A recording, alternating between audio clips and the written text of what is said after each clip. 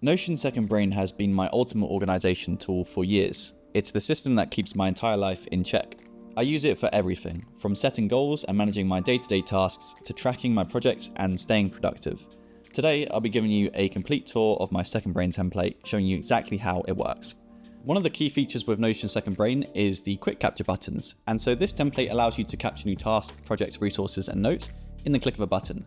And so the purpose of this template is to capture and organize all of this information for you, plus more, and so you experience this cognitive deload that you otherwise wouldn't experience, but also streamlines the completion of goals, projects, and tasks. So as you can see, we've just captured an example project, and we can assign it to an area of life, as well as a specific goal. Now you can also do this with your tasks, resources, and notes, and this just allows you to categorize and organize all of your information in a much more streamlined way. Now, as you can see, we can also relate this project to events, tasks, resources, and notes. And so you can relate any existing tasks as well as any resources or notes that aids the project's completion. So let's now head over to the inbox, and as you'll see, we have our captured project. You can navigate the tabs on the database to filter through your captured items.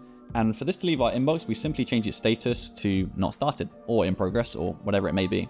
So let's now head over to the areas folder. And so as I mentioned earlier, we can organize all of our items into different areas of life. And so if we click on finance and welfare, here we'll find all of our goals, projects, and events related to this area, and also our tasks, resources, and notes.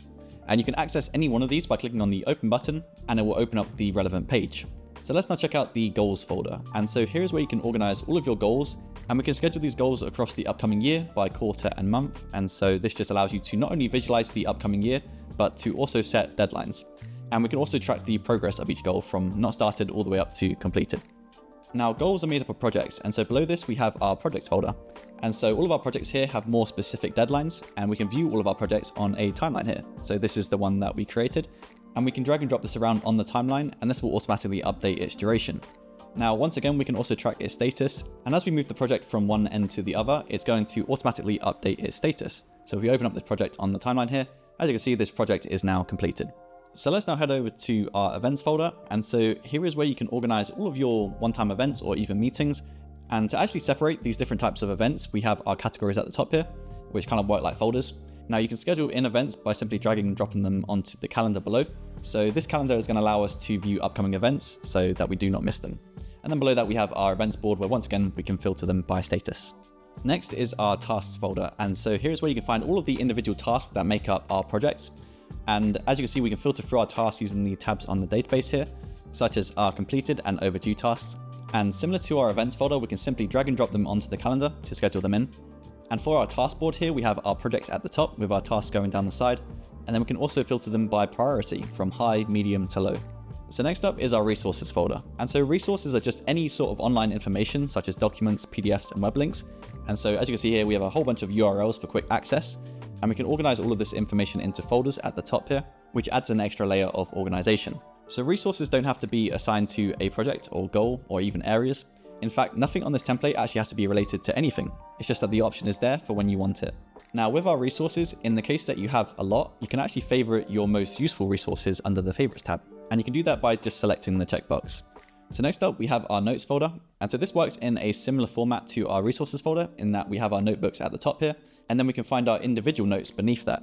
And so all of our notes here can be filtered by status, and you can simply click on any one of them to view what it is that you wrote down. Now, similar to our resources, we can actually pin our favorite notes. So these are the ones that we constantly revisit. And then on our notes board, we have our notes that have been organized by their notebooks and also their status. So that covers the folders that effectively store all of our most important information. So let's now look at the folders that help us organize our lives. And so the first one is our routines folder. And so here you can schedule out your morning, daytime, and evening routines. And as you go throughout your day, you can check these off as completed. Now, a routine is just an ideal for what we want our day to look like. And so to help us actually implement this, we have our habits folder. And so this folder is going to allow you to track your progress with forming new habits. And this is in the form of progress bars and also percentages with consistency for each individual habit. And you can also view these on a calendar below. So this is going to help you to stay accountable and motivated. And so next up, we have our books folder. So here's where you can track all of your books, ones that you are reading and ones that you want to read. In fact, you can actually filter through these by using the tabs on the database here. And you can simply click on any book to view your progress towards completion. And this is going to be shown in the form of a progress bar. Now below this, we can organize our books into genre and author. And then lastly, we have our quotes. So you can save your favorite quotes from each book. And we can filter through these quotes by book, or we can view our favorited quotes. So that was our books folder. So let's now head over to our finances folder. And so here is where we can organize all of our finances, and we can categorize this by income sources. So if we click on any one of these, we can view all of the income related to this income source. And that works the same way for our expense categories. And so here we can set our budgets and track our spending for whatever budget we set.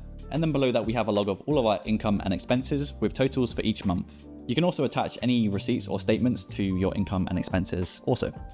So next up, we have our review folder. So this is a part of the Second Brain system where once a week you carry out a review. So the first part of this is to review all of the items that you added over the past week and to evaluate your progress. The second part is to archive and clean up. And so this means to review any inactive items and archive the ones that are no longer needed. So to do this, you can simply open up any page and you'll find an archive checkbox. And if you select this, it will then remove it from its folder and it will then appear in the archive folder. And the final part of this review is to prepare for the week ahead. And this just means to capture any outstanding items and to schedule them in. And so by carrying out a weekly review, it allows you to stay on top of things. So let's now check out the archive folder. And as you can see, here is the goal that we had archived. And on our database here, we can filter through all of our different types of items that we can archive. And if you archive an item by mistake, you simply unselect the checkbox, and this will then go back into its relevant folder. And for our final folder, we have our databases folder.